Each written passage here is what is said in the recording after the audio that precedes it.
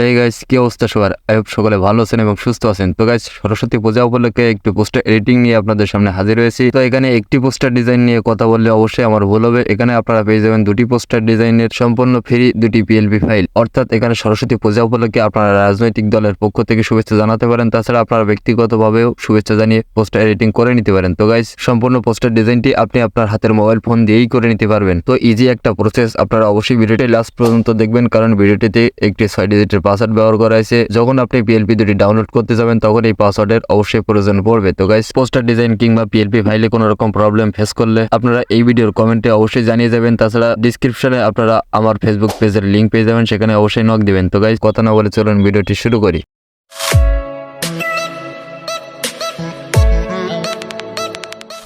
Alright guys, তো এই পোস্টারটি editing এর জন্য আমাদের প্রয়োজন পড়বে PixelLab অ্যাপের, যেটি আপনারা গুগল প্লে স্টোর থেকে ডাউনলোড করে ইনস্টল করে নেবেন। তাছাড়া আমি এই অ্যাপের লিংক ডিসক্রিপশনে দিয়ে রাখবো, আপনারা সেখান থেকে গিয়েও ডাউনলোড করে ইনস্টল করে নিতে পারেন। তো ইনস্টল করে ওপেন করার পরে আপনাদের সামনে এরকম একটি ইন্টারফেস শো হবে। এখন এই ভিডিওটি সম্পূর্ণ দেখার পরে আপনারা 6 ডিজিটের একটি পাসওয়ার্ড পেয়ে যাবেন। তো এই পাসওয়ার্ডটি কালেক্ট করে নিয়ে আপনারা ডিসক্রিপশনে দুটি PLP লিংক পেয়ে যাবেন। তো সেই লিংকে ট্যাপ দিয়ে আপনারা পাসওয়ার্ড ইনপুট করে PLP ফাইল দুটি ডাউনলোড করে নেবেন। আর যারা একেবারেই নতুন রয়েছেন, অর্থাৎ PLP ফাইলটি ডাউনলোড করতে পারছেন না, তাদের জন্য এই ভিডিও ডিসক্রিপশনে একটি ভিডিও দেওয়া রয়েছে। আপনারা সেই ভিডিওটি দেখে স্টেপ বাই স্টেপ কিভাবে ডাউনলোড করতে হয়, কিভাবে PLP ফাইলগুলো PixelLab অ্যাপে অ্যাড করে নিতে হয়, তো সম্পূর্ণ প্রসেসটি আপনারা দেখে আসতে পারেন। অলরাইট, তো PLP ফাইলগুলো ডাউনলোড হয়ে যাওয়ার পরে আপনারা এখান থেকে উপরে 3 ডটে ট্যাপ দিবেন। ট্যাপ দেওয়ার পরে এখানে এরকম কিছু অপশন আপনারা পেয়ে যাবেন। এখান থেকে নিচে আপনারা ওপেন PLP ফাইল পেয়ে যাবেন। তো এটিতে ট্যাপ দিবেন। তো ট্যাপ দেওয়ার পরে আবারও এরকম একটি ইন্টারফেস আপনাদের সামনে চলে আসবে। তো উপরে আপনারা এখানে .plp লেখা দেখতে পাচ্ছেন। তো এটিতে ট্যাপ দিলে আপনাদেরকে নিয়ে যাবে আপনাদের ফোনের ডাউনলোড অপশনে, অর্থাৎ যে PLPটি আপনি এইমাত্র ডাউনলোড করলেন, তো সেই PLPটি এখান থেকে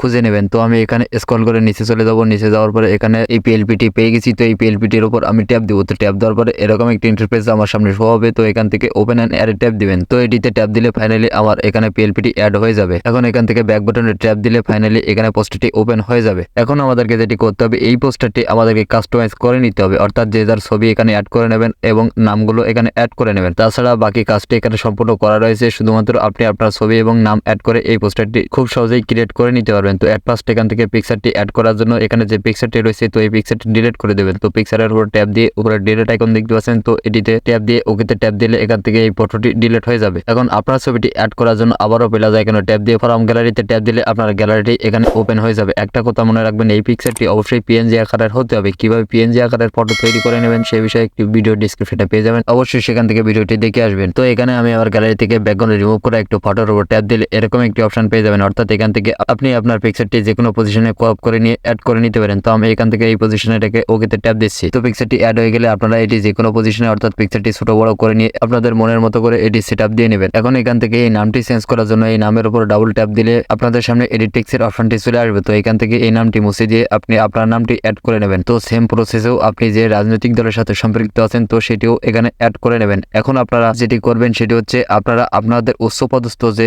রাজনৈতিক দলের নেতা বা নেতৃবৃন্দ রয়েছেন তাদের ছবি অ্যাড করে নেবেন। তো তাদের ছবি কিভাবে অ্যাড করবেন, এখানে যে দুটি ছবি দেখতে পাচ্ছেন, তো এখান থেকে যে কোনো একটি পিকচারের উপর ট্যাপ দিয়ে নিচে আপনারা এই অপশনটিতে ট্যাপ দিবেন। তো ট্যাপ দেওয়ার পরে এখান থেকে আপনারা টেক্সচার অপশনটি ফাইন্ড আউট করে নেবেন। তো এখান থেকে টেক্সচার অপশনটি পেয়ে গেলে এটিতে ট্যাপ দিবেন। তো ট্যাপ দেওয়ার পরে এখানে আপনারা দেখতে পাচ্ছেন যে গ্যালারির একটি লোগো রয়েছে। তো এই গ্যালারির লোগোটির উপরে আপনারা ট্যাপ দিবেন। তো ট্যাপ দেওয়ার পরে আপনাদের সামনে আবারও আপনাদের গ্যালারিটি ওপেন হয়ে যাবে। তো এই গ্যালারি থেকে আপনারা আপনাদের উচ্চপদস্থ যে নেতা বা নেত্রীর ছবি এখানে অ্যাড করতে চান, তো তার উপর ট্যাপ দিবেন। তো ট্যাপ দেওয়ার পরে আপনারা অবশ্যই এই পিকচারটি সর্বদা এই বরাবর ক্রপ করে নেবেন, অর্থাৎ এই পিকচারটির যেন ফেসটি শুধুমাত্র ক্রপ হয়ে আসে, বাকি বডিটুকু আপনারা অবশ্যই বাদ দিয়ে নেবেন। তো এই পজিশনে রেখে আপনারা ওকেতে ট্যাপ দিবেন। তো এই পিকচারটি সেটআপ হয়ে গেলে আপনারা একই প্রসেসে দ্বিতীয় যে পিকচারটি রয়েছে, তো সেটিও এখানে অ্যাড করে নেবেন। তো গাইস, একই প্রসেসে দ্বিতীয় যে PLP ফাইলটি রয়েছে, তো সেটিও আপনারা ডাউনলোড করে অ্যাড করে নিয়ে এভাবেই কাস্টমাইজ করে নেবেন। তো ওই PLP ফাইলটি অবশ্যই এই PLP ফাইলটির থেকে প্যারা আপনাদের কম মনে হবে। তো গাইস, ফাইনালি এই পোস্টারটি এখন সেভ করার জন্য উপরে এখানে সেভ অপশন দেখতে পাচ্ছেন। তো এডিটে ট্যাপ দিবেন। এখন নিচে সেভ অ্যাজ ইমেজে ট্যাপ দিয়ে